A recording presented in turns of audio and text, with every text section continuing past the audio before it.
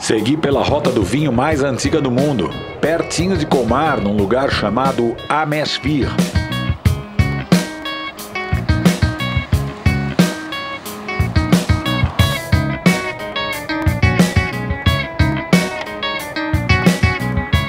Encontrei a simpática Lourdes Domaine Adam, uma vinícola super tradicional com uma história gigante.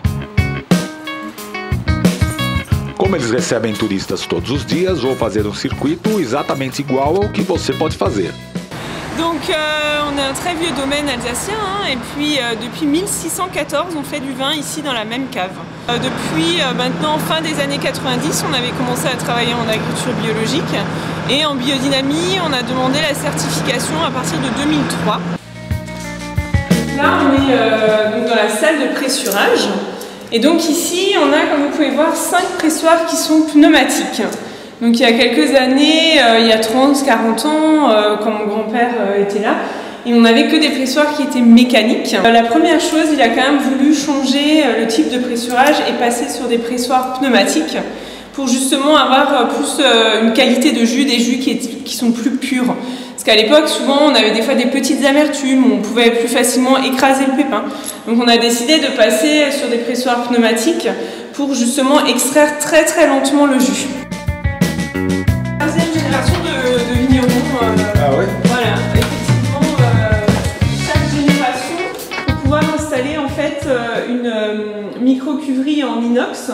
Et donc quand les jus arrivent après le pressurage, ils vont arriver par gravité dans ces cuves. Et ensuite, on va diriger tous ces jus ici, dans ces grandes cuves. Et ça, c'est des cuves donc, de débourbage. Donc ce qu'on fait, c'est qu'on refroidit le jus pendant à peu près 24 heures. Et toutes les particules solides vont tomber au fond de la cuve. Et ensuite, on va pouvoir récupérer le jus qui est limpide et qui est donc prêt à la vinification. On travaille uniquement en levure indigène, donc les levures présentes naturellement sur le raisin vont être utilisées pour faire toutes nos fermentations. Et après, il faut savoir que les levures aussi restent dans les fûts en bois.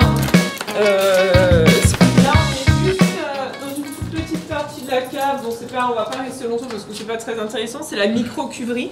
C'est là où on fait toutes les petites quantités, quand on fait des vendanges tardives, quand on fait voilà, une petite parcelle de vieille vigne. C'est aussi un petit peu la salle de jeu de mon père et moi.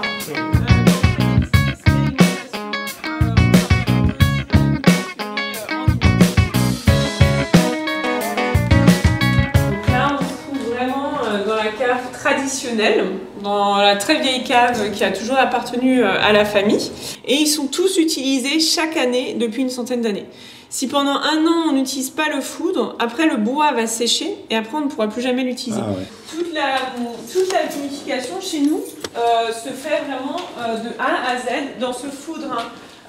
Une fois que le débourbage est terminé, on va mettre le vin dans le foudre, enfin le jus pardon, dans ce foudre. Et ensuite, comme je disais, on va laisser partir la fermentation naturellement. Et donc en fonction du foudre, la fermentation peut durer, en fonction du vin, hein, c'est différent pour chaque foudre. Parfois ça va durer 12-15 jours, parfois ça peut durer 1 mois, 2 mois.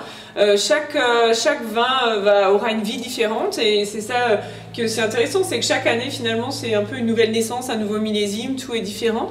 Donc en règle générale, on n'est pas pressé, on contrôle tout ce qui se passe bien sûr tous les jours, mais on laisse faire naturellement le vin. Petite partie de la cave a été, à l'époque, c'était notre caveau de dégustation. Donc ici, les restaurateurs venaient, on leur donnait un verre et ils pouvaient goûter les vins au foudre et en fonction des vins, ils pouvaient dire, bah voilà, moi tu me mets en bouteille, je vais acheter un petit peu de ce vin. Donc toute la vente se faisait à l'époque ici. Un de mes ancêtres s'est dit un jour, c'est quand même dommage parce que ici l'humidité est toujours très bonne, je vais essayer d'utiliser cette partie pour faire une cave. Et surtout, il a demandé à son tonnelier de lui construire sur mesure des foudres un peu plus petits que les foudres comme on avait à l'époque très, très grands. Celui-là par exemple fait 5800 litres. Et il a commencé à séparer les terroirs.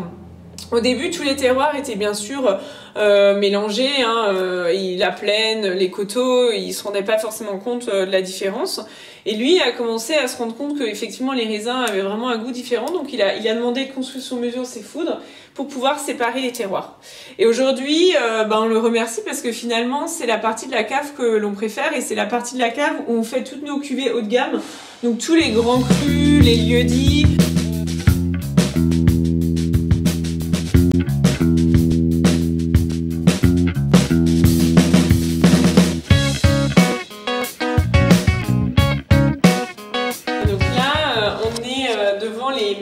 Les plus vieux foudres de la famille. Là, on a 5 foudres, et ces 5 foudres, ils ont tous été construits, comme on peut le voir, en 1883. Et en fait, la petite histoire, c'était que c'était un de mes ancêtres qui, à l'époque, avait 4 filles et 1 garçon. La tradition était, en fait, de faire un foudre pour chacun de ses enfants. Donc, du coup, vous pouvez voir les initiales. Par exemple, ça, c'est le foudre d'Emma Adam. Donc il y a 2 ans, on a fêté les 400 ans du domaine et on a fait des recherches dans les archives, on a retrouvé les photos. Ça par exemple, c'était donc Emma Adam qui avait son foudre. Et donc chaque année, il produisait du vin dans ce foudre, il vendait ensuite le vin.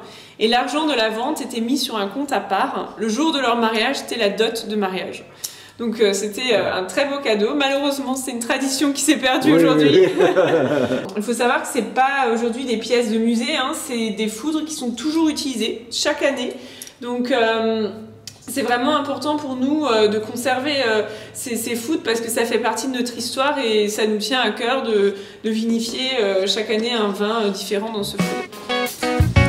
Donc là, on est dans la partie de la cave où on vinifie que le pinot noir. Parce qu'avant, dans tout le reste de la cave, c'était uniquement réservé pour les vins blancs. Ici sont vinifiés les pinots noirs plutôt d'entrée de gamme. C'est bien sûr des foudres qui sont assez vieux, donc qui n'amènent pas le côté boisé. On cherche dans nos pinots noirs à avoir vraiment le fruit, le côté cerise, framboise. Et les touristes peuvent faire cette visite? Oui, les touristes, alors soit s'ils veulent une visite commentée, il faut juste nous appeler un petit peu à l'avance et on organise, et sinon c'est en visite libre toute la journée, 7 jours sur 7, on est ouvert.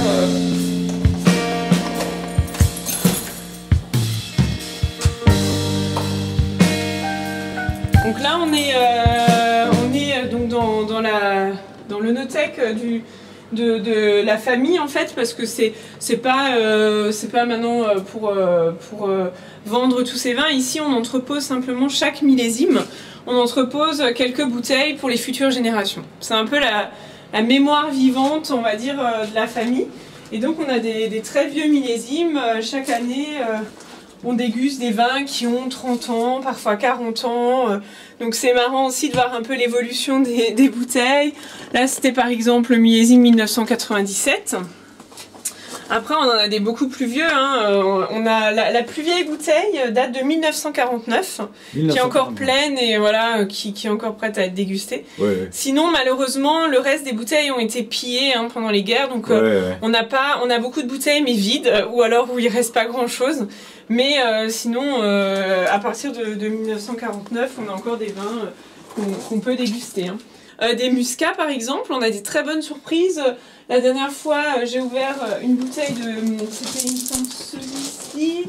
Ouais, Muscat 85. Et en fait, c'était encore superbe. Ça avait vraiment des notes de verveine, de menthe.